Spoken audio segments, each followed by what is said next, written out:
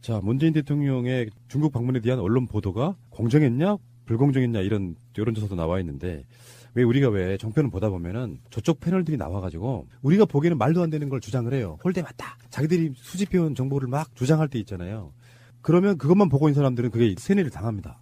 실제로 노인들 한번 보세요. 오늘도 제가 아침에 잠깐 밥 먹으면서 정편 틀어져 있길래 한번 봤는데 그 정편에 나오는 패널들이 그 홀대론 이야기하면서 막 자기들 간에는 객관적이라고 하는 자료들을 막 들이대요. 그 반론의 기능이 없는 분들이 들었을 때는 정말 홀대 받은 거 맞네라고 느낄 만큼 해요.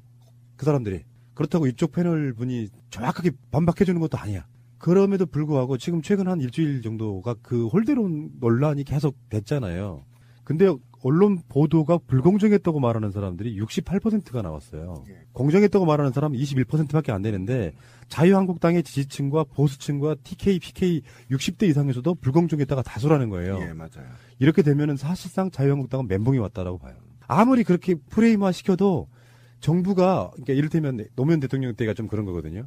진보 쪽에서도 노무현 대통령 청와대에서 나오는 걸 잘 안 받아줘. 반론이 안 되는 거예요. 최근에 문재인 대통령이 수보에서 무슨 말을 했냐면은 중국에 갔다 온 성과를 널리 홍보하라. 이런 말 할 스타일이 아니에요. 답답한 거야. 중국으로부터 상당히 무슨 탄압이나 받은 것처럼 방송을 해대지만 SNS라든지 그 분위기는 이미 그 논란 자체가 문재인 승 이렇게 저는 본다는 거죠.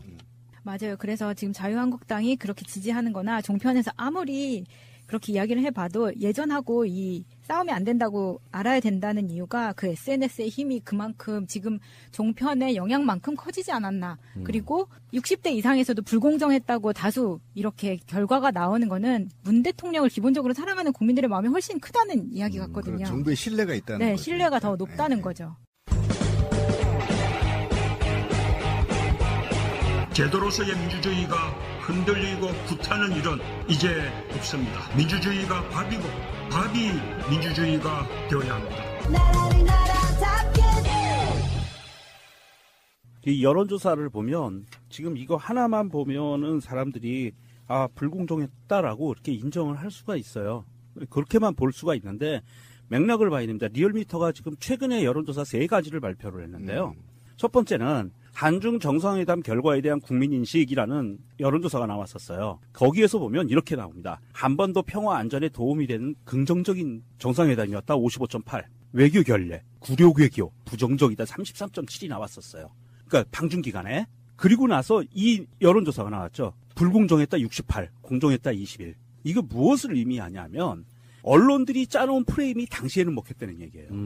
처음에 먹혔다는 예, 처음에 먹혔는데 지나가고 보니까 국민들이 아는 거예요. 얘네들 불공정했겠네. 언론이 잘못했네. 불공정하게 기사들을 써댔구나. 라는 걸 국민들이 금방 알아챈 거예요. 이 일주일도 안 되는 기간 동안에 국민들이 이미 알아챘고요. 그래서 12월 3주차 주중집계를 보면 이런 게 나옵니다. 민주당 지지율 51.1%가 나오고요. 리얼미터 3가지입니다. 다 똑같은 회사에서 한 거예요. 그리고 대통령 지지율도 큰 변화가 없어요. 68.7로 나오고 있습니다. 그러면 이거 무엇을 의미하냐면 그렇게 순간적인 이슈를 언론들의 선점에서 본인들의 입맛에 따라서 기사를 생산을 해서 전체적인 이슈를 만들어가고는 있지만 이제는 국민들이 그거에 잠깐은 현혹되더라도 시간이 며칠만 지나면 국민들이 그걸 냉정하게 바라볼 수 있는 시각이 이미 만들어졌다.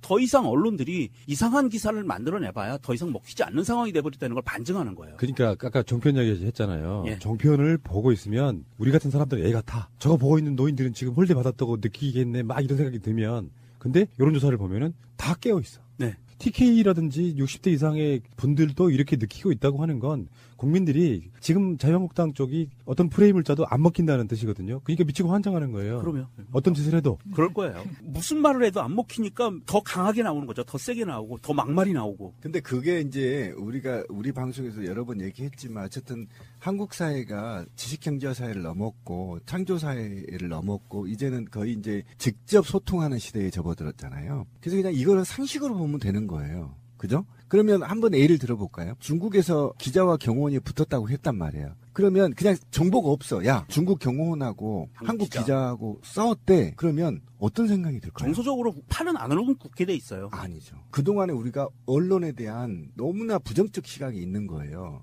그게 또 지랄했구만. 난 속으로 이렇게 생각해. 또 가서 아니, 지랄했구만. 그러니까 우리 같은 사람들은 그런데 보통 네. 신문이나 뉴스를 보는 사람들은요 팔은 안으로 굽어요. 그래서 우리나라 국민이 와서 맞았대. 기분 나쁜데?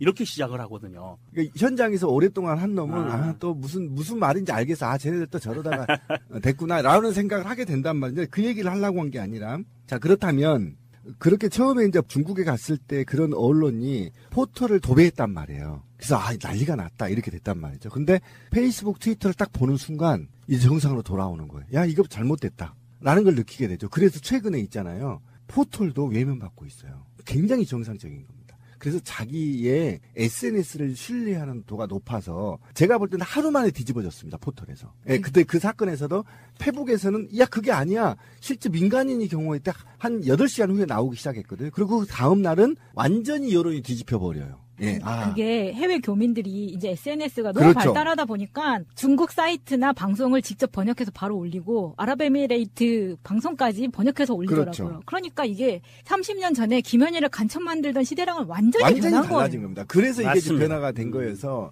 실제도 그래서 저는 저널리즘이 붕괴되고 있는 과정이다. 저는 이렇게 봐요. 그래서 현장에 있는 실제 로컬 저널리즘이 생성되고 있다. 그걸 신뢰한다. 기존의 기성 언론들을 신뢰하지 않고 포털마저도 지금 불신해버리거든요. 그러니까 그런 상황이 지금 도래되고 있다는 거에서 바람직한 거다. 네.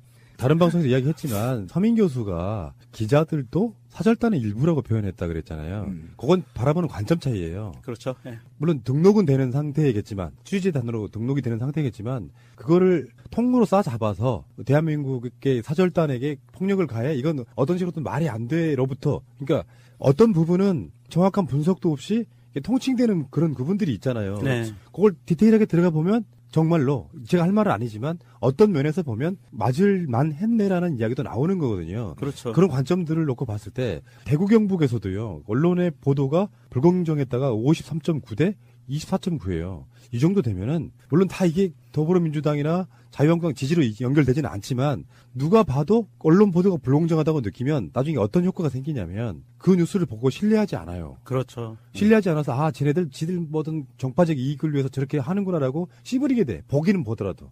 그러니까 기존 언론의 불신이 이만큼 많이 쌓여있다는 그렇죠. 뜻이거든요. 이런 것도 있을 거야. 우리 생각 못했던 거지만 조중동이라고 하는 게 JTBC네 뭐네 해가지고 박근혜 이렇게 무너뜨릴 때 나중에 동조했잖아. 시대적 흐름에 자기들이 거기서 합심을 해서 무너뜨렸잖아요. 그렇지. 그럼 어떻게 되냐면은 골수 지지자들은 조중동이 지금 무슨 말해도 안 믿어요. 안 믿죠. 배신자들이라고 그러니까 그러죠. 조중동 자체가 자기 정치적 기반이 예전에는 조중동의 말을 그냥 철석같이 믿고 박근혜도 믿었던 사람들이 박근혜 배신자 하는 애들이라고 생각해서 왜 변희재가 주로 그런 이야기 많이 하잖아요. 조중동이 하는 막 말도 안 되는 거 거기에 속 하나 먹으면 안 된다 이런 식으로 이야기하잖아. 그러니까 실제로 그 보수에 정말 완고했던 사람들도 쟤네들 박근혜 욕한 사람들이잖아요.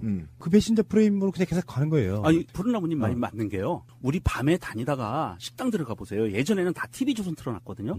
요즘은 TV조선 하나도 안 틀어놔요. 다 YTN이나 연합뉴스 틀어놔요. 맞아, 진짜. 다 바뀌어버려서 그 지지자들도 이미 TV조선에서 마음을 돌렸다는 거죠.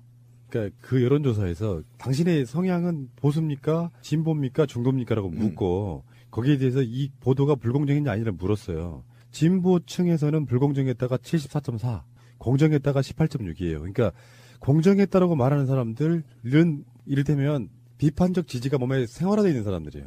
저거는 어떻게 봐도 불공정한 거네라고 생각하는 사람들. 일정 정도 이런 목소리가 온라인에 가끔씩 나오죠. 다음에 보수층이 67.9가 불공정했다고 하고 있고 22.7이 공정했다고 얘기하고 있어요. 보수층이 67.9대 22.7이고 중도층이 67.1대 21.0이잖아요. 무슨 말이냐면 보수층이건 중도층이건 사실은 문재인 대통령이 언론으로부터 좀 억울하게 당한 측면이 있다고 인식하기 시작하잖아요. 그러니까 이게 중국 논란이라는 게 저는 좋게 보는 측면도 있거든요. 실제로 정권이 바뀌고 나서 사람들이 많이 깨어났다가 아니라 언론이 얼만큼 거짓 프레임으로 선동할 수 있느냐를 깨달아버린 사람들의 어떤 여론조사가 저는 나왔다고 보는 거거든요. 그렇게 선동질을 하고 정권에서 토론 프로마다 홀대 얘기를 했지만 안 먹히고 더군다나 보수층과 중도층이 불공정했다고 느끼는 숫자가 똑같아요. 비슷하죠. 예. 67.9, 67.1 그리고 공정했다고 말한 사람이 22.7, 22.0이란 말이에요. 좀 차이가 있는 건요. 어르신들이라 버튼을 잘못 누른 거예요. 똑같이 나왔을 거예요. 이게 이제 그 중도층이라고 하는 부분을 우리가 살짝 눈을 부릅뜨고 봐야 되는 게 우리가 중도층이라고 얘기했던 부분이 그냥 우리가 그 예전에 생각했던 정치 무관심층이나 정치적으로 누구를 찍을지 결정을 못한 이런 사람들이 아니에요. 현재 중도층이라고 하는 사람들은 대부분 바른정당과 국민의당을 지지한다라고 하는 사람들이 많이 포진해 있다고 보시면 맞아요. 그래도 불공정했다고 느낀다. 예. 요거는 제가 봤을 때 이런 어떤 그 스펙트럼이랄까요? 국민들의 성향이 정말 오랫동안 안 바뀔 것 같다는 생각이 들어요. 그러니까 결정적인 실수만 하지 않으면 이 정도 지지율로 쭉 갈 수 있지 않을까. 네. 조바심 많이 버려도 될 것 같다. 물론 방심하면 안 되겠지만요.